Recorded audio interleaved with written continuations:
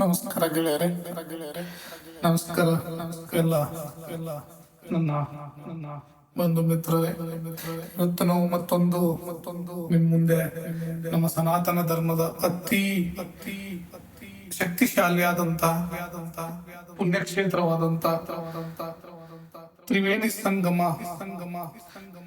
ತಪಸ್ವಿನಿ ಅಂತಾನೆ ಪ್ರಸಿದ್ಧಿಯಾದಂತ ಕನ್ಯಾಕುಮಾರಿ ತಾಯಿಯ ಕಥೆಯನ್ನು ನಿಮ್ಮ ಮುಂದೆ ತರ್ತಾ ಇದ್ದೇವೆ. ಇವತ್ತು ಕನ್ಯಾಕುಮಾರಿ ಸುಪ್ರಸಿದ್ಧ ಭಾರತದ ಅತ್ಯಂತ ಪ್ರಸಿದ್ಧ ಯಾತ್ರಾ ಸ್ಥಳಗಳಲ್ಲಿ ಒಂದಾದಂತ ಕನ್ಯಾಕುಮಾರಿ. ಈ ಕನ್ಯಾಕುಮಾರಿ ಎಲ್ಲಿ ಬರುತ್ತಪ್ಪ ಅಂದ್ರೆ ನಮ್ಮ ತಮಿಳುನಾಡಿನ ರಾಜ್ಯದಲ್ಲಿದೆ. ಓಕೆ, ಆ ಊರಿಗೆ ಕನ್ಯಾಕುಮಾರಿ ಅಂತ ಹೆಂಗ್ ಬಂತಪ್ಪ ಅಂದ್ರೆ ಈ ಕನ್ಯಾಕುಮಾರಿ ಮಾತೆಯ ನಲ್ಲಿ ನೆಲೆಸಿದ ಮೇಲೆ ಅವಳಿಗೋಸ್ಕರ ಕಟ್ಟಿಸಿರುವ ದೇವಾಲಯದಿಂದನೇ ಆ ಊರಿಗೆ ಕನ್ಯಾಕುಮಾರಿ ಅಂತ ಹೆಸರು ಬಂತಂತ ಒಂದು ಇತಿಹಾಸದಲ್ಲಿ ಪ್ರತೀತಿ ಇದೆ. ಆ ಅಂತ ಪ್ರಸಿದ್ಧವಾದ ಮಹಾತಾಯಿಯ ಒಂದು ಇವತ್ತು ನಾವು ನೋಡಲು ಹೊರಟಿದ್ದೇವೆ ಕಥೆಯನ್ನು. ಹೆಂಗ ಅಲ್ಲಿ ನೆಲೆಸಿದಳು ಕನ್ಯಾಕುಮಾರಿ ಮಾತೆ, ಅಲ್ಲಿ ಮತ್ತೆ ಕನ್ಯಾಕುಮಾರಿಯ ಮಾತೆಯ ಆಕೆಯ ಯಾವ್ದಾವ್ದೋ ರೀತಿಯ ಪವಾಡಗಳನ್ನು ಮಾಡಿದ್ಲು ಅಲ್ಲಿ ಅನ್ನೋದ್ರ ಬಗ್ಗೆ ನಾವು ಇವತ್ತು ನಮ್ಮ ಸನಾತನ ಧರ್ಮದ ಜನರ ಮುಂದೆ ನಾವು ತರಲು ಪ್ರಯತ್ನ ಪಡುತ್ತಿದ್ದೇವೆ ಮತ್ತೊಂದು ಹೊಸದಾದ ಕಥೆಯನ್ನು. ನೋಡಿ, ಇಲ್ಲಿ ಕನ್ಯಾಕುಮಾರಿ ಅಂದ ತಕ್ಷಣ ನಿಮ್ಗೆ ತಲೆಯಲ್ಲಿ ಬರೋದು ಒಂದು ಮಾತು, ಕಾಶ್ಮೀರದಿಂದ ಕನ್ಯಾಕುಮಾರಿವರೆಗೂ. ಹಂಗೆ ಕನ್ಯಾಕುಮಾರಿ ಅಂದ್ರೆ ನಮ್ಮ ಭಾರತ ದೇಶದ ಕೆಳ ತುದಿ ಅಂತಾನೆ ನಾವು ಕರಿಬಹುದು. ತಳಮಟ್ಟದಲ್ಲಿ ಇದು ನಮ್ಮ ಭಾರತ ಮಾತೆಯ ಪಾದಗಳ ಹೆಬ್ಬೆಟ್ ಅಂತಾನೆ ಹೇಳ್ಬೋದು. ಅಂದ್ರೆ ಅಲ್ಲಿಂದಾನೇ ನಮ್ಮ ಭಾರತ ದೇಶ ಪ್ರಾರಂಭವಾಗುತ್ತೆ, ಕನ್ಯಾಕುಮಾರಿಯಿಂದಲೇ. ಅದಕ್ಕೆ ಕನ್ಯಾಕುಮಾರಿ ಜಾಗ ಹೆಂಗಿದೆ ಅಂದ್ರೆ ಅತಿ ಪ್ರಕೃತಿ ಸೌಂದರ್ಯದಿಂದ ತುಂಬಿರುವಂತ ಜಾಗ ಅದು. ಅಲ್ಲಿ ನೀವು ನೋಡಿದ್ರೆ 3 ಕಡೆಯಿಂದ ನೀರಿನ ತುಂಬಿಕೊಂಡಿದೆ. ಅಂದ್ರೆ ಅದು ಅಂತ ನೀರಲ್ಲ, ಸಮುದ್ರದ ತ್ರಿವೇಣಿ ಸಂಗಮ ಅಂತಾನೆ ಹೇಳ್ಬೋದು ನಾವು ಅದು. ಯಾಕಂದ್ರೆ ಒಂದು ಕಡೆ ಅರಬ್ಬಿ ಸಮುದ್ರ, ಇನ್ನೊಂದು ಕಡೆ ಬಂಗಾಳಕೊಲ್ಲಿ, ಇನ್ನೊಂದು ಕಡೆ ಹಿಂದೂ ಮಹಾಸಾಗರ. ಇಂತ 3 ಮಹಾಸಾಗರ ಮಧ್ಯೆ ಈ ತಾಯಿ ನೆಲೆ ಊರಿದ್ದಾಳೆ ಅಲ್ಲಿ. ಅದಕ್ಕೆ ಈ ಕನ್ಯಾಕುಮಾರಿ ತಾಯಿಯ ಬಗ್ಗೆ ಒಂದು ಹಾಡಿದೆ, ಒಂದು ನಮ್ಮ ಮೂವಿ ಇದೆ, ಉಪಾಸನ ಅಂತ ಮೂವಿಯಲ್ಲಿ ಸಿನಿಮಾದಲ್ಲಿ ಒಂದು ಹಾಡು ಬರೆದಿದ್ದಾರೆ. ಭಾರತ ಭೂಷಿರ ಮಂದಿರ ಸುಂದರಿ ನಯನ ಮನೋಹರಿ ಕನ್ಯಾಕುಮಾರಿ. ಈ ಹಾಡಿನ ಸಾಹಿತ್ಯ ತಕ್ಕಂತೆ ಆ ಜಾಗ ಅದ್ಭುತವಾಗಿ ಅಪರೂಪದ ರಮಣೀಯವಾದ ಪ್ರಕೃತಿಯನ್ನು ವರ್ಣಿಸಲಾಗದಷ್ಟು ಪ್ರಕೃತಿ ಸೌಂದರ್ಯವನ್ನು ಅಲ್ಲಿ ನಮಗೆ ಕಣ್ಣಿಗೆ ತೋರಿಸುತ್ತದೆ, ದೃಶ್ಯಗಳು ಕಾಣುತ್ತವೆ. ಆ ತರ ಜಾಗ ಈ ಕನ್ಯಾಕುಮಾರಿ ಪಾರ್ವತಿ ದೇವಿಯ 108 ಶಕ್ತಿ ಪೀಠಗಳಲ್ಲಿ ಇದು ಒಂದು ಶಕ್ತಿ ಪೀಠ ಅಂತ ಅತಿ ಪ್ರತೀತಿ ಇದೆ. ಹಂಗೆ ಕನ್ಯಾಕುಮಾರಿ ಅವಳ ಪೌರಾಣಿಕ ಹಿನ್ನೆಲೆ ಹೇಗಿದೆ, ಅವಳು ಹೇಗೆ ಅಲ್ಲಿ ಬಂದು ನೆಲೆಸಿದಳು, ಅವಳ ಪವಾಡಗಳನ್ನ ಹೆಂಗ ಮಾಡಿದಳು, ಅವಳು ಹೆಂಗ ಜನ್ಮ ತಾಳಿದಳು, ಅದರದ್ದು ಒಂದು ಸಣ್ಣ ಹಿನ್ನೆಲೆಯನ್ನು ನೋಡ್ಕೊಂಡು ಬರೋಣ. ಅಲ್ಲಿ ಕನ್ಯಾಕುಮಾರಿಯಲ್ಲಿ ಒಬ್ಬ ಬಾನಾಸುರ ಎಂಬ ರಾಕ್ಷಸ ಇದ್ದ. ಅವನು ಅತಿ ಶಿವನಿಗೆ ಅತಿ ಹತ್ತಿರವಾದ ಪ್ರಿಯ ಭಕ್ತನಾಗಿದ್ದ. ಹಂಗಾಗಿ ಅವನಲ್ಲಿ ಒಂದು ಕೆಟ್ಟ ದುರ್ಲೋಚನೆಯಾದ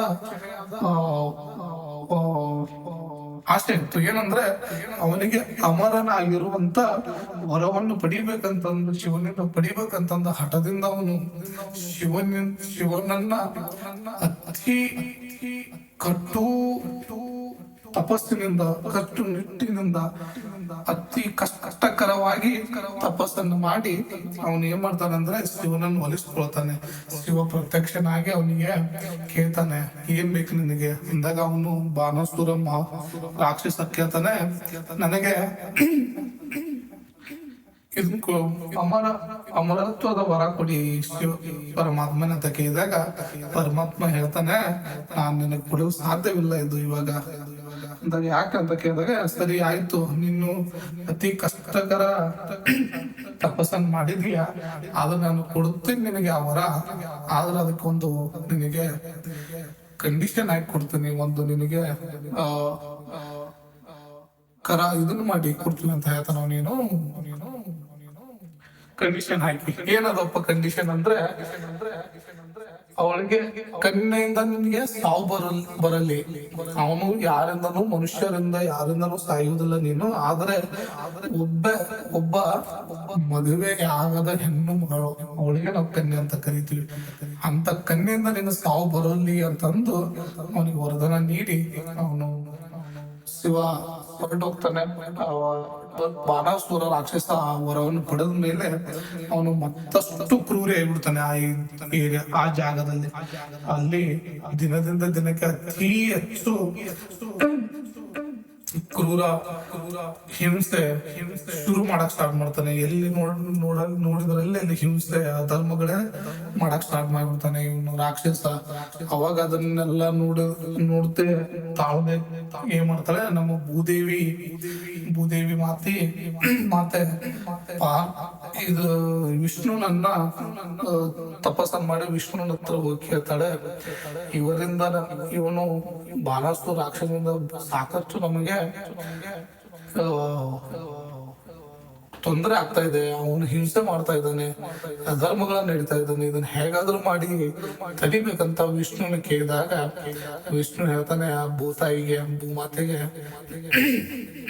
ನೀನು ಯಾಗ ಮಾಡಬೇಕು, ಅದಕ್ಕೆ ಶಕ್ತಿ ದೇವತೆ ಪಾರ್ವತಿ ಅವತಾರ ಹೋಗ್ಬೇಕು. ಆ ಶಕ್ತಿ ದೇವತೆ ಪಾರ್ವತಿ ಅವತಾರ ಆಗ್ಬೇಕಂದ್ರ ಯಾಗ ಮಾಡ್ಬೇಕು. ಯಾಗ ಮಾಡಿದಾಗ ನಿನಗೆ ಒಂದು ಭೂತ ಕನ್ಯಾ ರೂಪದಲ್ಲಿ ಪಾರ್ವತಿ ದೇವಿ ಉದ್ಭವಿಸ್ತಾಳ ಅಂತಂದು ಹೇಳಿದಾಗ ಅವಾಗ ಭೂತ ಮತ್ತೆ ಅದನ್ನೇ ಯಾಗದ ಆರಂಭದ ಕೆಲಸದಲ್ಲಿ ತೊಡಗಿಕೊಳ್ತಾರೆ. ಅದರ ಫಲವಾಗಿ ಯಾಗ ಶುರು ಮಾಡ್ತಾರೆ. ಯಾಗ ಶುರು ಮಾಡ್ತಾ ಇರುವಾಗ ಯಾಗ ಅತಿ ಪವಿತ್ರತೆಯಿಂದ ಯಾಗ ನಡೀತಾ ಇರುತ್ತೆ. ಆ ಪವಿತ್ರತೆಯ ಮಧ್ಯದಲ್ಲಿ ಅಗ್ನಿಕುಂಡದಲ್ಲಿ ಕನ್ಯೆಯ ರೂಪದಲ್ಲಿ ಪಾರ್ವತಿ ದೇವಿ ಉದ್ಭವಿಸ್ತಾಳೆ. ಇದೇ ಕನ್ಯಾಕುಮಾರಿಗೆ ಜನ್ಮ ತಾಳಿದ ಕಥೆ ಅಂತ ಹೇಳ್ಬೋದು. ಹೆಂಗಲ್ಲಿ ಜನ್ಮ ತಾಳಿದ್ಲು, ಕನ್ಯಾಕುಮಾರಿ ಜನ್ಮ ತಾಳಿದ ಮೇಲೆ ಅವಳ ಹಂಗೆ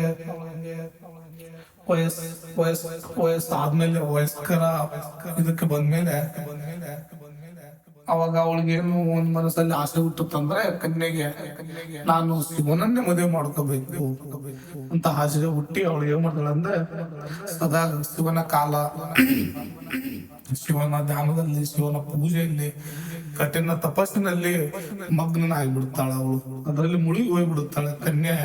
ನಾ ಶಿವನ್ನೇ ಮದುವೆ ಮಾಡ್ಕೋಬೇಕು ಅನ್ನೋ ಹಠದಲ್ಲಿ ಬಿದ್ದು ಅವಳು ಅದರಲ್ಲಿ ಮುಳುಗಿ ಹೋಗುತ್ತಾಳೆ. ಅದನ್ನು ಕನ್ಯೆಯ ಈ ತಪಸ್ಸಿಗೆ ಮೆಚ್ಚಿ ಪರಮೇಶ್ವರನು ಅವಳ ಮುಂದೆ ಗೋಚರಿಸಿ ಅವನಿಗೆ ಪ್ರತ್ಯಕ್ಷವಾಗಿ ಕೇಳ್ತಾಳೆ, ಏನ್ ಬೇಕು ನಿನಗೆ ಅಂದಾಗ ಕನ್ಯೆ ಕೇಳ್ತಾಳೆ, ನೀನು ನನ್ನ ಗಂಡನ ಆಗ್ಬೇಕಂತ ಕೇಳಿದಾಗ ಪರಮೇಶ್ವರ ಸರಿ ಆಯ್ತು ಮದುವೆ ಆಗ್ತದೆ ಅಂತ ನಿರ್ಧರಿಸಿ ಒಂದು ಬೆಳಗಿನ ಜಾವಕ್ಕೂ ಮೊದಲಿನ ಶುಭ ಮುಹೂರ್ತದಲ್ಲಿ ವಿವಾಹ ನಿಶ್ಚಯ ಮಾಡಿ ಹೇಳಿ ಪರಮೇಶ್ವರ ರಿಟರ್ನ್ ಹೋಗ್ತಾನೆ. ಅವಾಗ ಈ ವಿಷಯ ನಾರದ ಮುನಿಗಳಿಗೆ ತಿಳಿಯುತ್ತೆ.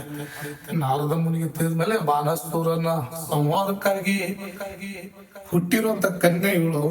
ಯಾಕಂದ್ರೆ ಅವನು ಏನಂದ್ರೆ ಸಾವನ್ನು ಅಮರತ್ವದ ವರವನ್ನು ಪಡೆದಿರುವಂತವನು. ಇವಾಗ ಈ ಕನ್ಯೆ ಜನ್ಮ ತಾಳಿದ್ದೇ ಅವಳ ಬಾಣಾಸುರನ್ನು ಸಂಹರಿಸಲಿಕ್ಕೆ. ಇಂಥ ಸಮಯದಲ್ಲಿ ಕನ್ಯೆ ಶಿವನನ್ನು ಮದುವೆ ಆಗ್ಬಿಟ್ರೆ ಈ ನಮ್ಮ ಕೆಲಸ ಕೆಟ್ಟ ಹೋಗುತ್ತಂತಂದು ನಾರದ ಮುನಿಗಳು ಏನ್ ಮಾಡ್ತಾರೆ, ಉಪಾಯ ಮಾಡ್ತಾರೆ. ನಾರಾಯಣನ ಹತ್ರ ಹೋಗ್ತಾರೆ. ನಾರಾಯಣ ಅಂದ್ರೆ ಕೃಷ್ಣನ ಹತ್ರ ಹೋಗ್ತಾರೆ. ಕೃಷ್ಣನಿಗೆ ಇದನ್ನೆಲ್ಲ ಹೇಳ್ತಾರೆ. ಈ ತರ ವಿಷ್ಣುವಿನ ಈ ಕನ್ಯೆ ಹುಟ್ಟಿರೋದೇ ಈ ಭೂತಾಯಿಯ ಯಾಗದಲ್ಲಿ, ಮತ್ತು ಅವಳು ಈ ಬಾಣಾಸುರ ರಾಕ್ಷಸನನ್ನು ಸಂಹಾರ ಮಾಡಲು ಜನ್ಮ ತಾಳಿದ ಅತಿ ತಪಸ್ವಿನಿ ಅವಳು. ಇವಾಗ ಅವಳು ಮದುವೆ ಆದ್ರೆ ಇವಾಗ ನಮ್ಮ ಅದು ಬಾಣಾಸುರ ರಾಕ್ಷಸನ ಸಂಹರಿಸಲು ಮತ್ತೆ ಯಾರು ಅಂತ ಕ್ವಶನ್ ಕೇಳಿದಾಗ ಕೃಷ್ಣ ತನ್ನ ಸರಿ ಆಯ್ತು, ನಾವ್ ಅದಕ್ಕೆ ಏನಾದ್ರು ಒಂದು ಉಪಾಯ ಮಾಡೋಣ ಅಂತಂದು ನಾರದ ನಾರಾಯಣರು ಕೃಷ್ಣ ಸೇರ್ಕೊಂಡು ಉಪಾಯ ಮಾಡ್ತಾರೆ. ಮಾಡಿ ಯಾಕಂದ್ರೆ ಅವ್ರು ಹೇಳ್ತಾನೆ ಶಿವ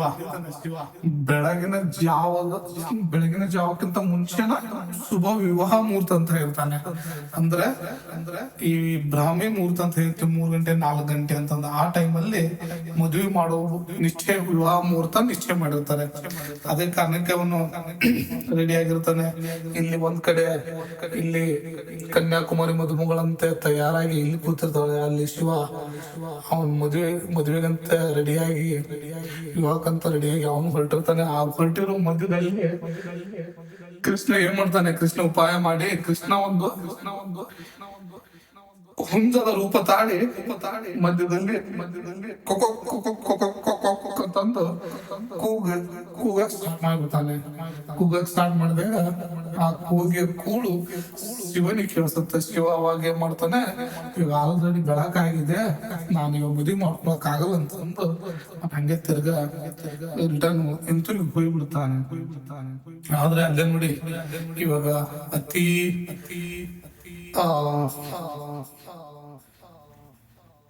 ಅತ್ಯಂತ ಮಹತ್ವದ ಘಟನೆ ಇವಾಗ ಇಲ್ಲಿ ಏನಂದ್ರೆ ಶಿವನ್ ಹೋಗ್ಬಿಡ್ತಾನೆ ಅಲ್ಲಿ ತಿರುಗಿ. ಆದ್ರೆ ಇಲ್ಲಿ ಭೂಮಿಯ ಮೇಲೆ ಕನ್ಯಾಕುಮಾರಿ ಮದುಮಗಳಂತ ಸಿಂಗರಿಸಿಕೊಂಡು ಶಿವನ ಆಗಮನಕ್ಕೆ ಕಾಯ್ತಾ ಕೂತಿರ್ತಾಳೆ. ಮದುವೆಗೋಸ್ಕರ ಹೇಗಿರ್ತಾಳೆ. ಇನ್ನೇನು ಸ್ವಲ್ಪ ಹೊತ್ತಲ್ಲಿ ಮದುವೆ ಆಯ್ತು ಅನ್ನೋಷ್ಟರಲ್ಲಿ ಇದು ಕೃಷ್ಣನ ಈ ಉಪಾಯದಿಂದ ಶಿವ ರಿಟರ್ನ್ ಹೋಗ್ಬಿಡ್ತಾನೆ. ಅದು ಶಿವ ರಿಟರ್ನ್ ಹೋಗಿರುವುದರಿಂದ ಮದುವೆಗೆ ಬರೋದಿಲ್ಲ ಶಿವನ ವರ್ತನೆಯಿಂದ ಈ ಕನ್ಯಾಕುಮಾರಿ ಫುಲ್ ಊರ ಕುಪ್ಪಗೊಂಡ್ಬಿಡ್ತಾಳ. ಕುಪ್ಪಗೊಂಡು ಏನ್ ಮಾಡ್ತಾಳೆ, ಅವಾಗ ಶಪಥ ಮಾಡ್ತಾಳೆ, ನಾ ಇನ್ನು ಮುಂದೆ ಯಾರನ್ನು ಮದುವೆ ಆಗಲ್ಲ, ನಾನು ಕನ್ಯೆಗೆ ಹೊಡಿತೀನಿ ಅಂತಂದು ಶಪಥ ಮಾಡಿಬಿಡ್ತಾಳೆ. ಶಪಥ ಮಾಡಿದಾಗ ಆ ಶಿವನ್ ಮೇಲೆ ಇದ್ದ ಸಿಟ್ಟಿನಿಂದ ಏನ್ ಮಾಡ್ತಾಳ, ಈ ಮದುವೆಗಂತ ತಯಾರು ಮಾಡಿರಂತ ಎಲ್ಲ ಸಿಂಗರಿಸಿಕೊಂಡಿರತಕ್ಕಂತ ಸಾಮಾನುಗಳನ್ನ ಕುಂಕುಮ, ಹೂವು, ಅಕ್ಷತೆ ಎಲ್ಲಾ ಹಾಕಿ ಎತ್ತಿ ಬೀಸಾಡಿ ಬಿಡ್ತಾಳ. ಚೆಲ್ಲಾಪಿಲ್ಲಿ ಮಾಡಿಬಿಡ್ತಾಳ. ಅದೆಲ್ಲ ಚೆಲ್ಲಾಪಿಲ್ಲಿ ಮಾಡಿದಾಗ ಅದೆಲ್ಲ ಹೋಗಿ ಅಲ್ಲ ಸುತ್ತ ಇದ್ದಂತ ಮರಳು ನಮ್ಮ ಉಸುಕಿನ ಮೇಲೆಲ್ಲ ಬೀಳುತ್ತೆ. ಅದು ಇವತ್ತಿಗೂ ಅಲ್ಲಿ ಪ್ರತಿದಿನ ನೋಡಿ ಅಲ್ಲಿ ಹೇಳ್ತಾರೆ, ಅಲ್ಲಿನ ಜನಗಳು ಮಧ್ಯಾಹ್ನದ ಬಿಸಿಲಿನಲ್ಲಿ ಅಲ್ಲಿ ಹೋದ್ರೆ ಕನ್ಯಾಕುಮಾರಿ ದೇವಸ್ಥಾನ ಸುತ್ತಮುತ್ತ ಇರುವ ಎಲ್ಲಾ ಈ ಉಸುಕು ಏನ್ ಕಾಣುತ್ತೆ, ಒಂಥರ ಕೆಂಪು ಅರಿಶಿನ ಉಸುಕಿನ ಸಣ್ಣ ಸಣ್ಣಗಳು ಅಕ್ಷತೆ ಅಂದ್ರೆ ಅಕ್ಕಿ ಕಾಳಿನ ತರ ಕಾಣಿಸುತ್ತಂತ ಪ್ರತೀತಿ ಇದೆ ಅಲ್ಲಿನ ಜನರು ಹೇಳ್ತಾರೆ. ಅದು ಎಷ್ಟು ಮಟ್ಟಿಗೆ ಸತ್ಯ ಅದು ಗೊತ್ತಿಲ್ಲ. ಒಮ್ಮೆ ಯಾವಾಗಾದ್ರೂ ಹೋದ್ರೆ ನೋಡೋಣ. ಅದು ಮತ್ತೆ ಯಾರಾದ್ರೂ ಹೋಗಿದ್ರೆ ಈ ವಿಡಿಯೋ ನೋಡ್ತಿದ್ರೆ ಪ್ಲೀಸ್ ನೀವು ನಿಮ್ಮ ಅಲ್ಲಿನ ಎಕ್ಸ್ಪೀರಿಯನ್ಸ್ ಅನ್ನ ನಮ್ಮ ಕಮೆಂಟ್ ಅಲ್ಲಿ ಹಾಕಿ. ಅಲ್ಲಿ ಏನು ಫೋಟೋಗಳಿದ್ರೆ ಹಾಕಿ ನೋಡೋಣ. ನಾವು ಮುಂದೆ ಏನೋ ಸಮಯ ಸಿಕ್ಕರೆ ಆ ಕಾಲ ಕೂಡಿ ಬಂದ್ರೆ ನಾವು ಹೋಗಿ ನೋಡಿ ಬರುತ್ತೇವೆ. ಇದು ಅತಿಥಿ ಇದೆ. ಇಂಥ ಸಮಯದಲ್ಲಿ ಕೋಪದಲ್ಲಿ ಕೂತಿರ್ತಾಳೆ ಕನ್ಯಾಕುಮಾರಿ. ಅದೇ ಸಮಯದಲ್ಲಿ ಇವನು ಬಾಣಾಸುರನಿಗೆ ಮೊದಲಿನಿಂದನೇ ಕನ್ಯಾಕುಮಾರಿ ಅಂದ್ರೆ ಅವನಿಗೆ ಆಕರ್ಷಿತನಾಗಿರ್ತಾನೆ. ಕನ್ಯಾಕುಮಾರಿ ಮೇಲೆ ಅವಳ ಸೌಂದರ್ಯಕ್ಕೆ ಮಾರಿಗಿರ್ತಾನೆ, ಮೂಕನಾಗಿರ್ತಾನೆ. ಇದೇ ಸಮಯ ಇವಳು ಬಿಳಿದಾಳೆ ಅಂತ ತಿಳ್ಕೊಂಡು ಅವನು ರಾಕ್ಷಸ ಅವನನ್ನ ಬಾಣಾಸುರ ರಾಕ್ಷಸ ಅವನ ಮದ್ವೆಗೆ ಕನ್ಯಾಕುಮಾರಿ ಮದ್ವೆಗೆ ಕೇಳಕ್ ಬರ್ತಾನ. ಅವಳು ಕನ್ಯಾಕುಮಾರಿಯಿಂದ ಮದುವೆಗೆ ಒತ್ತಾಯಿಸಕ್ ನಿಂದಿರ್ತಾನೆ. ಆ ಒತ್ತಾಯಿಸುವ ಕೋಪದಲ್ಲಿ ಆಲ್ರೆಡಿ ಕನ್ಯಾಕುಮಾರಿ ಮಾತೆ ಸಿಟ್ಟಲ್ಲೇ ಕೂತಿರ್ತಾಳೆ. ಇವನು ಅದೇ ಸಮಯದಲ್ಲಿ ಬಂದು ಅವಳಿಗೆ ಮದುವೆಗೆ ಒತ್ತಾಯಿಸ್ತಿರ್ತಾನೆ. ಅದೇ ಕೋಪದಲ್ಲಿ ಆ ಬಾಣಾಸುರನ ರಾಕ್ಷಸನನ್ನು ಸಂಹರಿಸಿ ಅಲ್ಲಿ ಜಡರ ಎಲ್ಲ ಈ ಹಿಂಸೆ ಈ ದುರ್ಬುದ್ಧಿ ಎಲ್ಲ ನಡೆಸ್ಕೊಂಡು ಹೋಗ್ತಾ ಇರ್ತಾನೆ ಇವನು ರಾಕ್ಷಸ. ಅದನ್ನೆಲ್ಲ ದುರ್ಮಾರ್ಗ ಹಿಡಿದು ದುಷ್ಟಾಚಾರ ದುರಾಚಾರಿ ಅದೆಲ್ಲ ನಡೀತಾ ಇರ್ತದೆ. ಎಲ್ಲ ಇವನು ಬಾಣಾಸುರ ರಾಕ್ಷಸನ ಕೊಂದು ಅಲ್ಲಿ ಜನರಿಗೆ ಒಂದು ಒಳ್ಳೆಯ ಸಾಂಪ್ರದಾಯಿಕ ಸಂಸ್ಕೃತಿಯನ್ನು ನಿರ್ಮಿಸ್ತಾಳೆ ಈ ಕನ್ಯಾಕುಮಾರಿ ಮಾತೆ. ಅದೇ ಈ ಕನ್ಯಾಕುಮಾರಿಯ ಒಂದು ವಿಶೇಷ ಪವಾಡ ಅಂತಾನೆ ಹೇಳ್ಬೇಕು. ಅವತ್ತಿನಿಂದಲೇ ಆ ಜಾಗಕ್ಕೆ ಅವಳು ಅಲ್ಲೇ ನೆಲೆಸುತ್ತಾಳೆ. ಆ ನೆಲೆಸಿರುವಂತ ಆ ಪುಣ್ಯ ಕ್ಷೇತ್ರಕ್ಕೆ ಇವತ್ತು ಆ ಕನ್ಯಾಕುಮಾರಿ ಅಂತ ಹೆಸರು ಬಂತು. ಅಲ್ಲಿ ಎಲ್ಲ ಭಕ್ತರು ಹೋಗಿ ಇವತ್ತದು ಒಂದು ಪವಿತ್ರ ಪುಣ್ಯಕ್ಷೇತ್ರವಾಗಿ ನಮ್ಮ ಭಾರತದಾದ್ಯಂತ ಮತ್ತು ಪ್ರಪಂಚದಾದ್ಯಂತ ಎಲ್ಲ ಅತ್ಯಂತ ಮಹಾ ಪ್ರೇಕ್ಷಣೀಯ ಸ್ಥಾನವಾಗಿ ಬೆಳೆದು ನಿಂತಿದೆ ಕನ್ಯಾಕುಮಾರಿ. ಇದು ನಮ್ಮ ಸನಾತನ ಧರ್ಮದ ಒಂದು ಅತ್ಯಂತ ಮಹಾ ಶಕ್ತಿ ಪೀಠ ಅಂತಾನೆ ಹೇಳ್ಬೋದು. ಪಾರ್ವತಿ 108 ಶಕ್ತಿ ಪೀಠದಲ್ಲಿ ಅದು ಒಂದು ಶಕ್ತಿ ಪೀಠ. ಇಲ್ಲಿ ಜಾಸ್ತಿ